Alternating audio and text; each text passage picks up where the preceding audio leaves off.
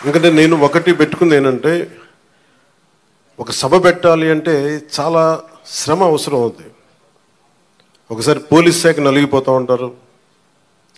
చాలా వనరులు, మానవ వనరుల దగ్గర నుంచి అన్ని రకాల వనరులు చాలా అత్యవసరం అయితే తప్ప అది ముందుకు తీసుకెళ్ళకూడదని అనుకుంటాను.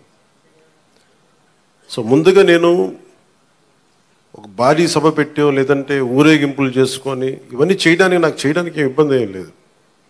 కానీ చేస్తే చాలా విలువైన మీకోసం పనిచేసే సమయం పోతుంది. పైగా నేను తీసుకునేవి చాలా కీలకమైన శాఖలు: పంచాయతీరాజ్ శాఖ, అటవీ పర్యావరణ శాఖ, దాంతోపాటు పొల్యూషన్ ఉంటుంది, పొల్యూషన్ శాఖ, అలాగే సైన్స్ అండ్ టెక్నాలజీ. పంచాయతీరాజ్లో దాదాపు 3 చాలా కీలకమైన విభాగాలు ఉంటాయి. వాటన్నిటినీ చదవడానికి, అవగాహన చేసుకోవడానికి చాలా సమయం పడుతుంది. ఆ పరిపాలన అంటే ఆ శాఖ తాలూకు పరిపాలన వ్యవస్థలో ఉంటుంది, అడ్మినిస్ట్రేటివ్ డిఫికల్టీస్ ఏముంటాయని. సో ఇవన్నీ అర్థం చేసుకోవడానికి నేను ఈ సమయం తీసుకున్నాను. ఈ సందర్భంగా నేను పిఠాపురం నన్ను గెలిపించిన, భారీ మెజారిటీతో గెలిపించిన ప్రజలందరికీ నేను రుణపడి ఉంటాను. నేను ఎక్కువ మాటలు చెప్పి తక్కువ పని చేయదలుచుకోలేదు, తక్కువ చెప్పి ఎక్కువ పని చేయదలుచుకున్నాను. ఇది మొన్నదాకా మనం తిట్టుకున్నాం, గత ప్రభుత్వాన్ని విధానాలని మనం అనుకున్నాం, విమర్శించాం. ఇప్పుడు ఛాలెంజ్ ఏంటంటే, మనం ఏ ప్రామిసెస్ అయితే చేశామో, ముఖ్యంగా ఇందాక మన దివ్యాంగుల మనకి సోదరి మాట వింటా ఉంటే, నేను ప్రతిసారి జనవాణి కార్యక్రమానికి వెళ్తున్నప్పుడు ఎన్నోసార్లు వాళ్ళు కూర్చొని అవగాహన చేసుకున్నాం. ఈ 3,000 ఇవ్వలేని పరిస్థితులు, ఒకళ్ళు ఇచ్చిన చాలని పరిస్థితులు. ప్రతిసారి చాలా సందర్భాల్లో నేను చంద్రబాబు గారు దీన్ని చెప్పాను. ఈ అత్యంత వెనకబడ్డ, నిర్లక్ష్యానికి గురి కాబట్టి ఎవరు ఉన్నారంటే దివ్యాంగులే ఈ మన భారతదేశ సమాజం ముందుగా మనం పెట్టుకోవాల్సింది.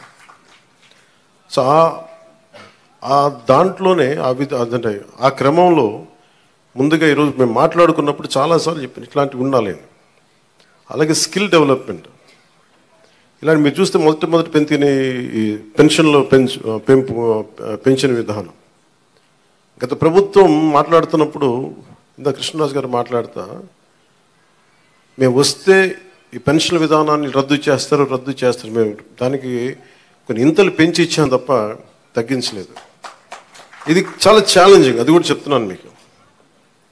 మీ దృష్టికి కూడా తీసుకురావాల్సింది, వైసీపీ ఒక పెన్షన్ మీకు ఇవ్వాలి. మనకి ఏమంటుందని, మనకి ఏదైతే ఇవ్వాలో వెల్ఫేర్ స్కీమ్స్ ఇవ్వాలి. ఖచ్చితంగా వెల్ఫేర్ స్కీమ్ చాలా చాలా ఎసెన్షియల్. కానీ దాంతోపాటు అభివృద్ధి కూడా కావాలి. ఈరోజు నేను పంచాయతీరాజ్ శాఖ లెక్కలు చూస్తూ ఉంటే అసలు అడ్డగోలుగా నిధుల్ని అటు ఎటులిపినే తెలియట్లేదు.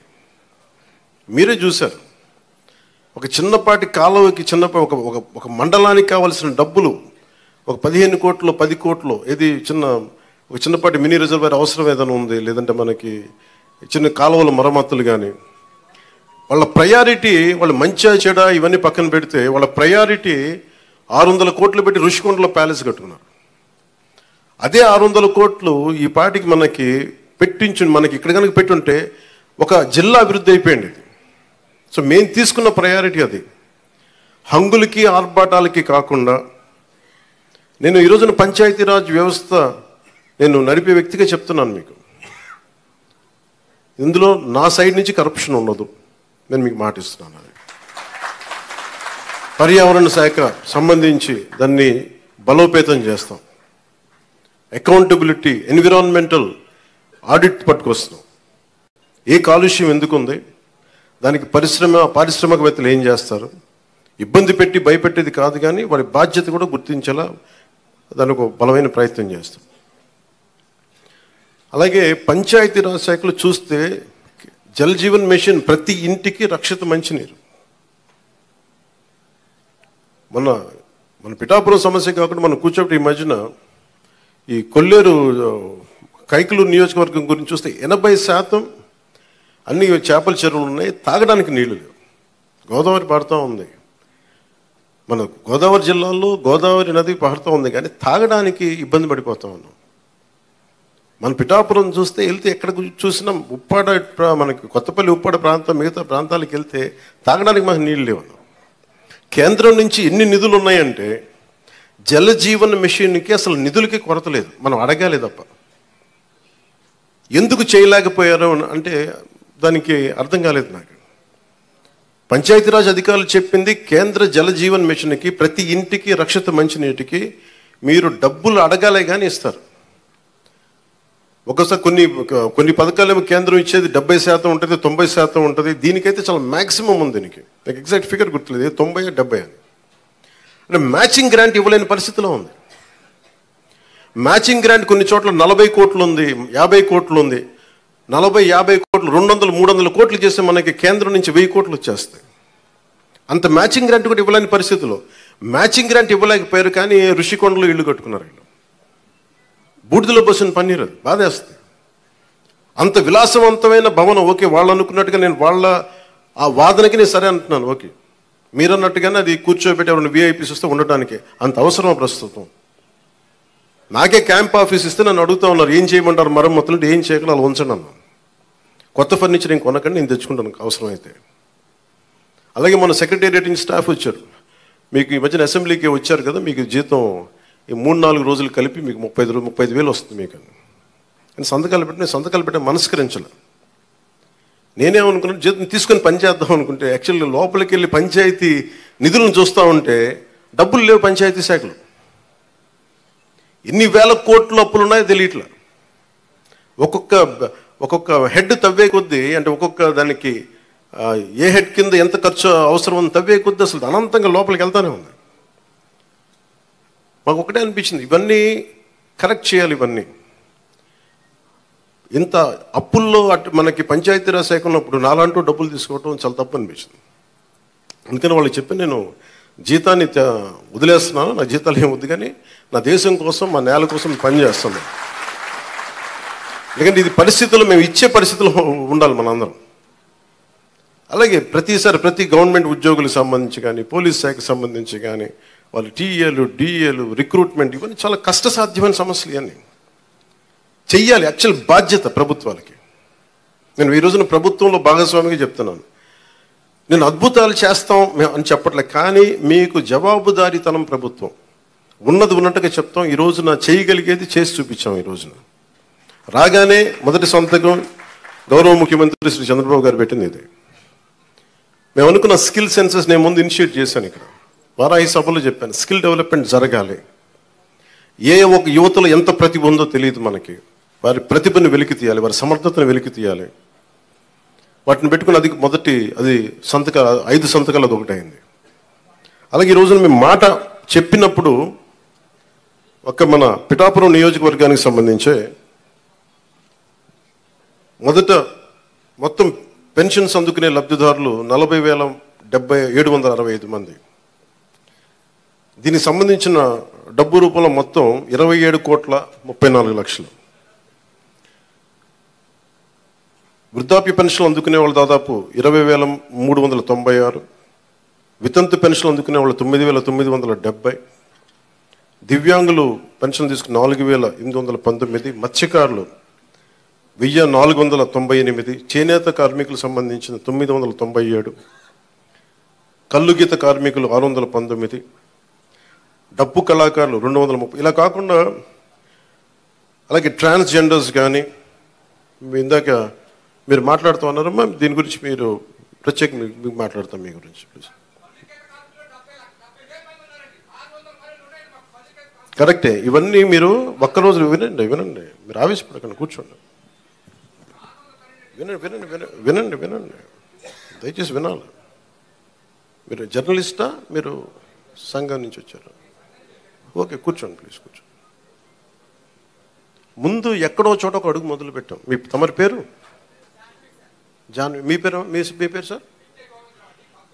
ఓకే, గోవిందరావు గారు.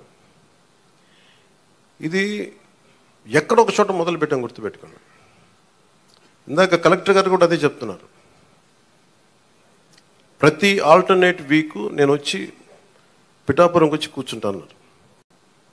అవి ఏవైతే ఉన్నాయో అవి ఇవ్వండి ఖచ్చితంగా. దీంట్లో కూడా చాలా ఛాలెంజెస్ ఉన్నాయి. గత ప్రభుత్వం కూడా అర్హత లేని వాళ్ళని పెట్టారని, అర్హత ఉన్న రకరకాల కామెంట్స్ ఉన్నాయి. వీటన్నిటికీ కలెక్టర్ గారు వీళ్ళందరూ సలహాలు ఇచ్చేది ఏంటంటే, కేంద్ర క్యాబినెట్కి చెప్పాలి, మనం రాష్ట్ర క్యాబినెట్కి చెప్పమంటుంది ఏంటంటే, ఒక రీసర్వే కూడా జరిగితే చాలా మంచిది దీని మీద అని. ఖచ్చితంగా కలెక్టర్ షాన్ మోహన్ గారు చెప్పిన ఈ సలహాని రాష్ట్ర క్యాబినెట్ ముందు ఖచ్చితంగా గౌరవ ముఖ్యమంత్రి చంద్రబాబు గారి దగ్గర దృష్టిలో కూడా పెడతాం. అది కేంద్ర క్యాబినెట్లో, రాష్ట్ర క్యాబినెట్లో మేము చర్చిస్తాం.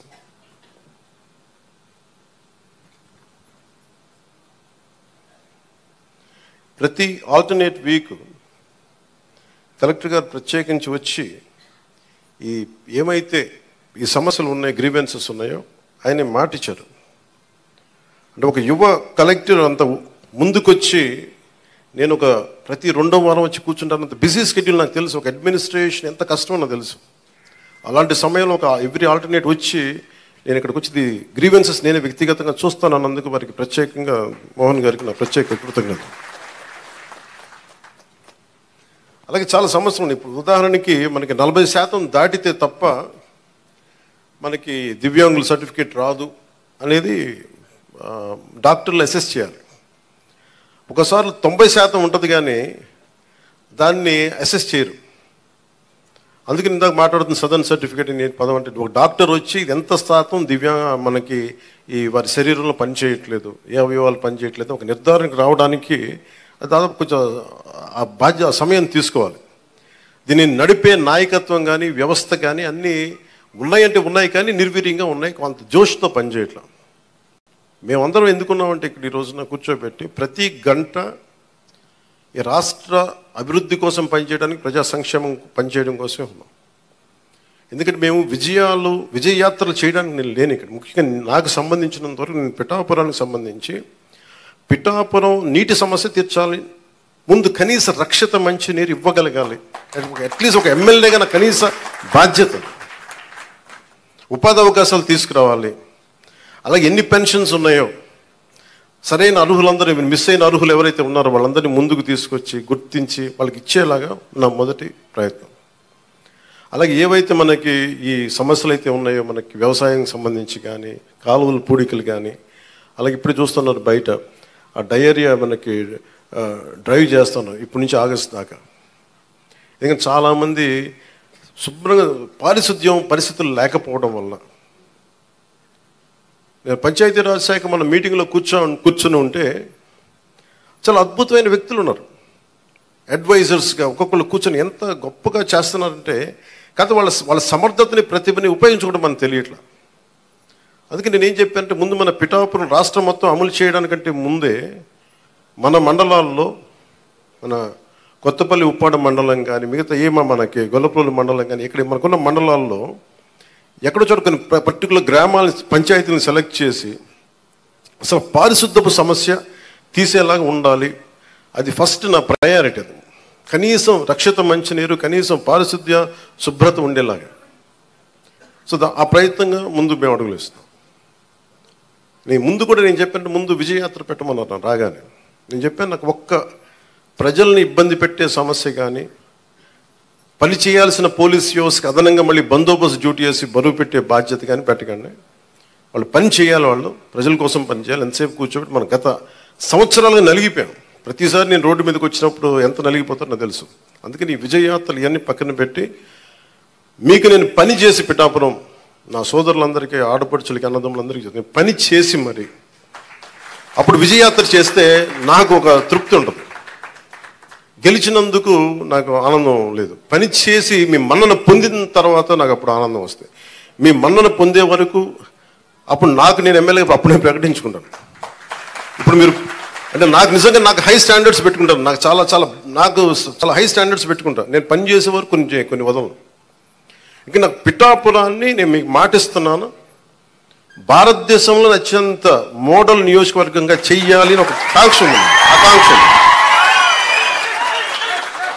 ఎందుకంటే పెద్ద పెద్ద పరిశ్రమలు రావాలి, ఇక్కడ కాలుష్యం లేని పరిశ్రమలు ముఖ్యంగా రావాలి, అవన్నీ తీసుకురావాలి. ఇక్కడ నుంచి విదేశాలకు ఎవరికైనా ట్రైనింగ్ వెళ్ళాలంటే విదేశాలకు ఇక్కడ ట్రైనింగ్ ఇప్పించి రకరకాల వృత్తి కోర్సుల ద్వారా కొంతమంది పంపించాలి ఇక్కడి నుంచి. చాలా విభిన్నమైన ఎక్స్పర్ట్స్తో మాట్లాడుతాను, వాళ్ళందరికీ ఇక్కడికి రావాలి, తీసుకొస్తాను. అందుకే నేను ఈ రోజున కూడా చెప్పాను, ప్రజలకు అందుబాటులో ఉండండి. నా ఆఫీస్ కూడా చెప్పాను, ముందు నా సేఫ్టీ కోసం పోలీస్ మన సెక్యూరిటీ నామ్స్ ప్రకారం కంచె అవన్నీ తీసేసి ఉంచనివ్వండి, కానీ బట్ ప్రజల దగ్గరికి వచ్చేటప్పుడు మటుకు జస్ట్ ఎలాంటి అడ్డులు లేకుండా చూడండి. ఇదివరకు నేను జనవాణి కార్యక్రమం ఎలా చేశానో నాకు అంతే జనం అట్లాగే ఉండాలి. ఒకేసారి మీద పడితే కష్టం అవుతుంది, అంతమించి తప్ప